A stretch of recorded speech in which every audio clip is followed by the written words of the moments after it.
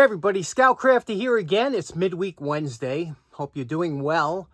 I tell you, this time of year, there is nothing to get me in a better mood than to wake up and look outside and see a beautiful, bright blue sky with white puffy clouds. Ever since I'm a kid, that's what does it for me. I can't tell you how excited I get. I could sit there and stare at the sky for hours on end, just looking at those white puffy clouds, and I just love it. So in a really good mood. Got some beautiful flag shots yesterday because there was a breezy day with those white clouds, and you'll see them at just a great time of year here this spring.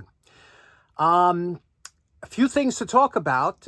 First of all, yesterday I had to go shopping and had to pick up some kitty litter for the cats and whatnot. And do you know, when I was looking at my cat, I saw on the side of the porch wall, I saw what a snail.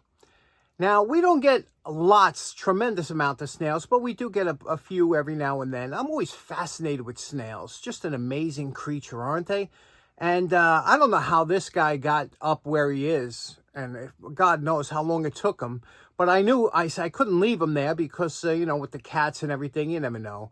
So I gently lifted him off his spot, and I brought him into the back behind the shed. There's a nice area back there where I put him. But, I'll tell you, when you look at these guys and you think that they've been around for like 500 million years, it's just an amazing creature, aren't they?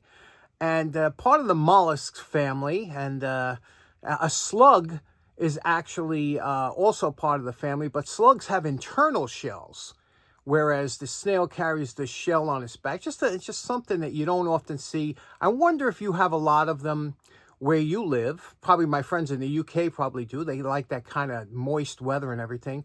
But, unfortunately, probably people out in the desert climate or arid climate probably don't have as many. Let me know if you have a lot of snails in your area. I always found them amazing. I know some gardeners aren't crazy about them because they can, eat the plants when they're young. But here, I just love them, Bring them on. I'll save everyone.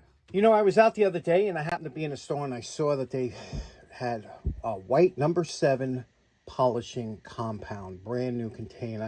And I've been using this. This is not even the oldest one I have, but this one here is this is an older one you can see here. Now, I don't know. First of all, I don't know if it's the same recipe as the old one. So I'm hoping it is. Number 7, DuPont made. It was a fantastic product. I'm hoping it's the same product. This one looks a little bit whiter, but then again, mine is old. So let me show you what this looks like inside here. It's a very white product, but I'm sure it's all the abrasive it has. But one thing I found amazing is when I looked on here, you see over here, it says, I hate this. I hate it. Especially me. I get a little cynical in my older age, but you see here, it says blended and filled in the USA, okay? So you know what that tells me? Blended and filled. So that means that it's not produced in the USA. If they have to write blended and filled, it's not made in the USA, so it's probably made overseas, and they bring it here. They buy it in a 55-gallon drum, and what they do is they have a machine that goes and fills up these containers, You always got to be careful about that. That's what I'm talking about, being cynical when you get older. Whenever they try and trick you with these, they show you the flag and USA, so you say, oh, good. And then all of a sudden you see it says blended and filled. So tricky, right? Okay, for today's project, you see what this is here? This is something that when I was looking, I was doing the fire alarm. Remember last week, a couple fire alarms? I wanted an alarm bell, a fire alarm bell, to make a display board with the fire alarm, the bell, whatever. So, of course, you're on eBay looking around. I came across this. And I said, now this is a typical bell that they sell, but do you know what this is? I'm sure some of you know right away. Like my buddy Dean Collins, I'm sure he knows right away what this is. But a lot of you might not have an idea because you haven't been around. This is an old-fashioned, very early gas station bell that it would let people know, the gas station attendants and whatnot, when you came into the gas station, there was a rubber hose that attached down here, looks something like this, and they would lay this across near the gas pump. And when you drove into the station, this would ring the bell. But the early ones, now Milton still makes them today, and I always wanted one. Milton makes a gas station bell that does a single ring when you drive over the hose. Or sometimes they'll make 2 rings as each tire goes over. And, you know, as kids, we used to do it with our bicycles and always got a kick out of that, right? But the early ones this was an early one. The very early ones used a bell that was like a ringer. So when I saw this was $10 on eBay, plus, you know, $8 shipping, whatever. I jumped on it, and because, like I said, this is an antique. Now, you can see here, this one comes with a transformer, which converts 110 into a low voltage, something like 12. We'll check it with the voltometer. And then it goes to a switch here. You can see here, all it does is it breaks the one line, the one power line. See, the transformer has 2 lines. One comes over here to the bell, and the other one goes, this is a switch, and it's a pressure switch. So when the hose was attached to here, and you run over the hose, one end was plugged up. When you ran over it, it pushed a little puff of air, which would make the bell go off.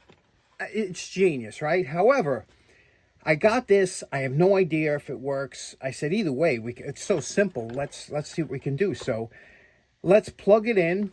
First thing we're going to do is we're going to use the dim bulb tester, and we'll plug it in. Hopefully this still works, the transformer, and see what we got. Okay, I plugged it into the dim bulb tester. Now I'm going to throw the switch, and now we're going to have to probably blow into here to get this to activate. Let me throw the switch. Oh, okay. Now it's going off. I just turned it on and off, and you could hear it ring. So that means that the switch is engaged. Maybe it's because there's a hook on here in the top. Maybe it has to be vertical. It shouldn't go on when I turn the switch. Let me do it again. Okay. So I'm disconnecting. I'm pulling the plug out. Okay, good news is it works. You can see that the transformer works. The bell works. The switch, however, is stuck in the on position. So I don't know how this switch works. You can see it's kind of primitive. It's all wood. Again, this is early. This is probably pre-1920s. So what we're going to do is we're going to take this apart and see exactly how this pressure switch works. And let's do that.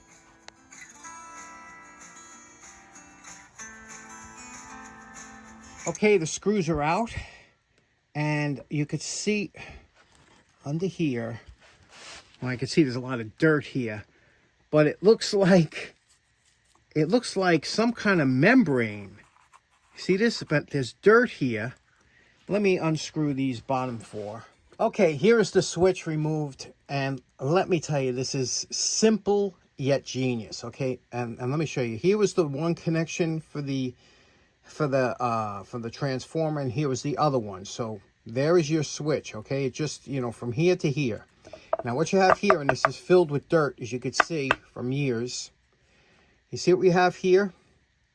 Inside of here, there is a piece of a membrane. It looks like a piece of rubber, let's say. You can see it's flexible. So this is a chamber. And in this here, the air would blow. There was a pipe that went through here into this chamber.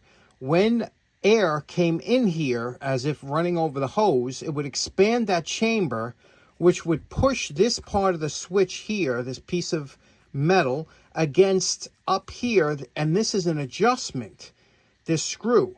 So you can unscrew or screw this down to adjust how, you know, because you want to have this just lightly, and you can adjust how hard you want the pressure to go. You see how that works? So what I'm going to do is I'm going to try and clean that, because I can't see it a way to take this apart here.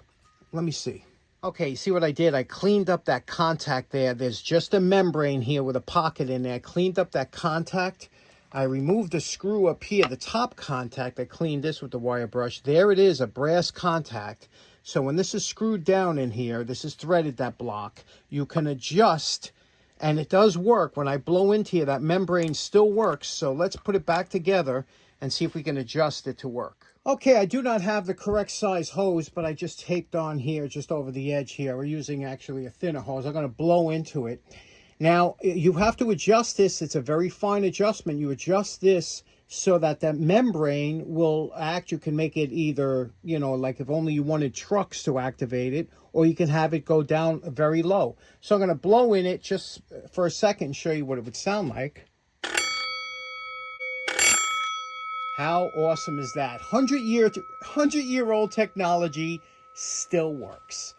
Let's see what this transformer is putting out. Okay, we have the volt. Now this is AC, so you don't have to really worry if you reverse the leads or not. But here we're touching it here, and we see we got 12.3 volt. Now, this transformer is a 10-volt transformer. That's what they were years ago. And so with the added current, 120 volts coming into the house, that would make it right. That's why it's going a little bit over at 12 volts.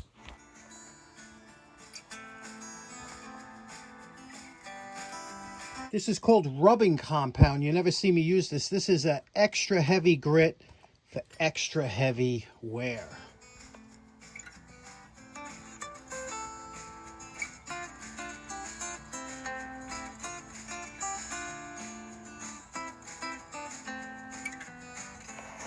Now, you know my favorite part. Remember what this old gas station bell looked like before we started?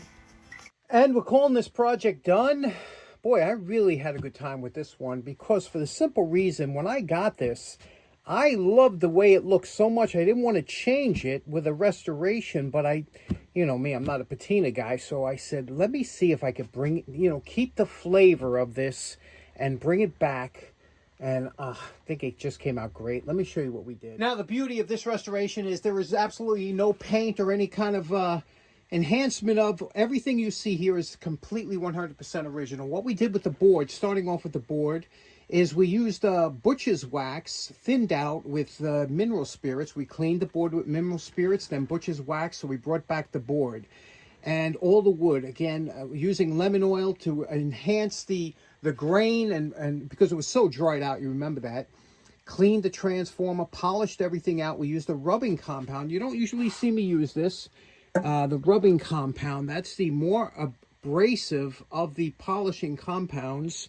And then after that, you go with a polishing compound, and then finally you finish up with a wax. So you see all the surfaces are original. It's all the original paint, and it comes back with a nice shine. It kept everything the way it is. Just looks beautiful, doesn't it? Took all the wires off, cleaned all the wires, all the contacts, including all the wire connections. You know, it is copper wire. There's nothing wrong with that. And you can see how it looks. Just came out really nice, didn't it? Let me show you how this works, because that's the beauty of this 100-plus-year-old item. Now, let me give you a demonstration of how this works. You can see here, this is one of those little squeezies that blow for camera lenses, that blow air. So I have this into a tube that I have taped on here. And I'm going to give you a quick demonstration. I'm going to squeeze it slightly.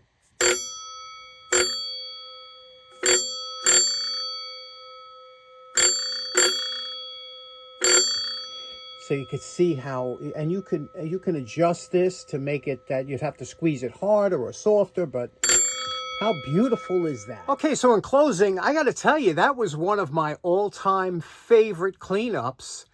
I just love the way that came. I can't believe it still works after all that time. Can you imagine if this thing could talk? It was probably hanging in some service station, God knows where, and you think of all the cars that came into that service station and rang that bell, and if that thing could talk, right? Can you imagine the history that's been through? Just amazing. So I just love it. I hope you enjoyed it. I hope you have a great day. We'll see you again on Friday. Take care now. Bye-bye.